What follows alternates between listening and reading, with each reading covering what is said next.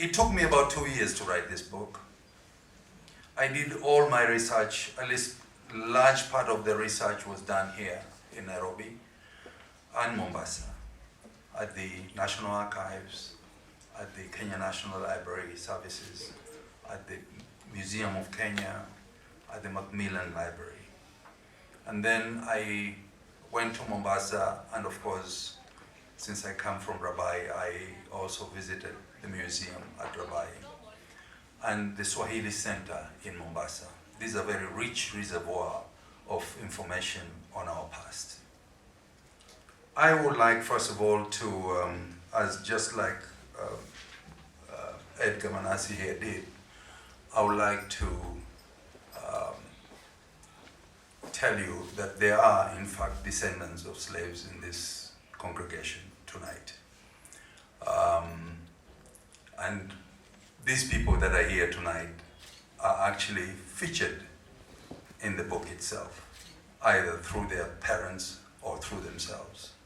So I'm really happy that some of them were able to come all the way from Mombasa to come and be with us tonight on this very, very important occasion. Yeah. Talked about the wretched Africans. Actually, this is a term that was used to describe the poor souls that were being dragged around by the Arab slavers. And I thought that was probably the right title to use for this book. It is a very moving story. The way that our people were being captured, the way they were moved from the capturing center to the operational center or receiving center, which was mainly at Kilwa and in some other small places. And then the horrible transportation on doors to Zanzibar. And if you read this book, you will also learn that by the time they arrived in Zanzibar, they were half dead. Out of 5 people that started the journey from wherever it is in the interior, only about 2 make it to Zanzibar. And there is a quote here of Amuzungu who gave a kind of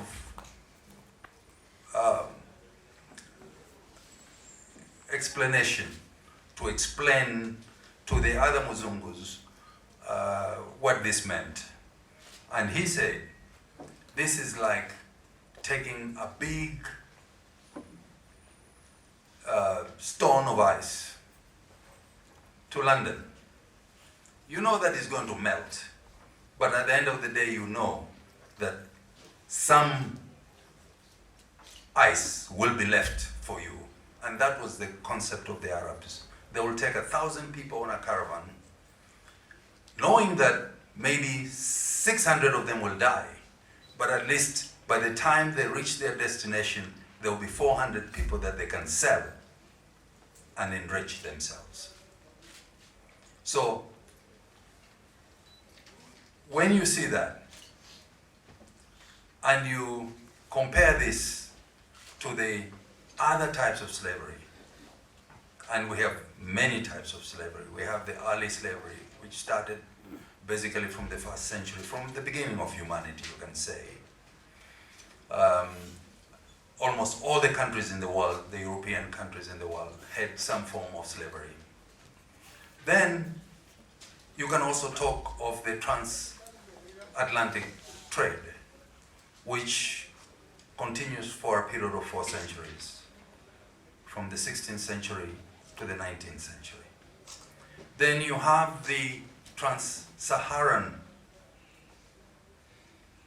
slavery, which actually started from the interior of the Sudan and Ethiopia. This one continued for a period of 17 years, from the 7th century to the 18th century. So it appears to me that for the most part of our African life, we have suffered through slavery.